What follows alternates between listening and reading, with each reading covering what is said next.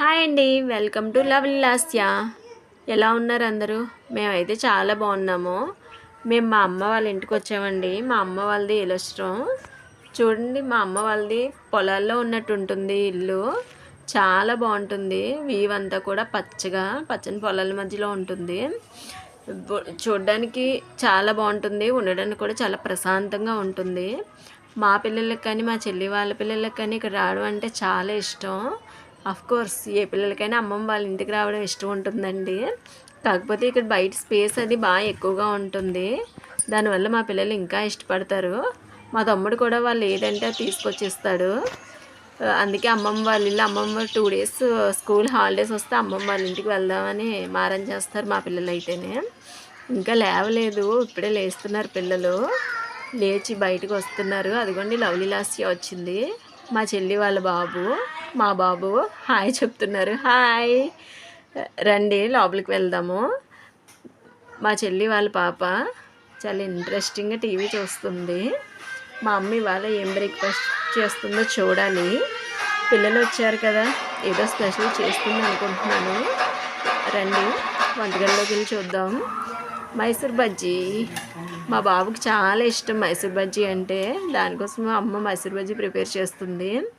మా ఇంట్లో అయితే అసలు వండుకోమండి ఆయిల్ ఫుడ్స్. మా బాబు అసలే ఒళ్ళుగా ఉంటాడు కదా, దానికోసం మేము అసలు వండము. మేము వచ్చామని చెప్పి వాళ్ళు మా తమ్ముడు ఫిష్ తీసుకొచ్చాడండి. మాకు ఫిష్ అంటే చాలా ఇష్టం. కాకపోతే మా బాబు చిన్నప్పటి నుంచి ఏంటో తెలీదు, ఫిష్ అంటే అస్సలు వేసుకోడు. మా బాబు కోసం చికెన్ తీసుకొచ్చాడు. ఇవాళ మా ఇంట్లో చికెన్ కర్రీ, ఫిష్ కర్రీ కూడా. ఇప్పుడు మా అమ్మ ఫిష్ కర్రీ చాలా బాగుండుతుంది.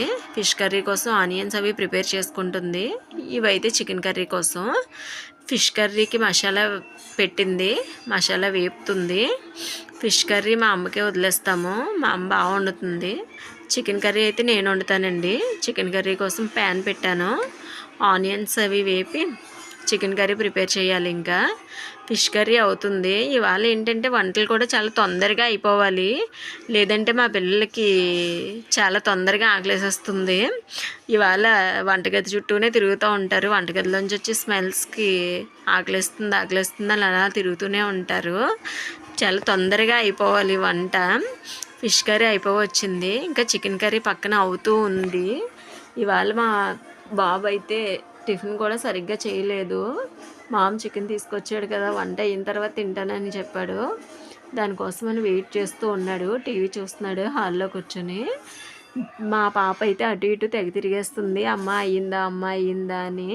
ఫిష్ కర్రీ అంటే మా పాపకు చాలా ఇష్టం అండి, మా లాస్యాకి. అయిపోవచ్చు ఈ వంటలు. ఇవాళ మా ఇంట్లో స్పెషల్ వచ్చి chicken curry, fish curry, fish పులుసు అండ్ ఫిష్ కర్రీ కూడా ఉంది. ఫిష్ కర్రీ కూడా ఇదండి. ఈ వ్లాగ్ మీకు నచ్చినట్టయితే please like and subscribe our channel.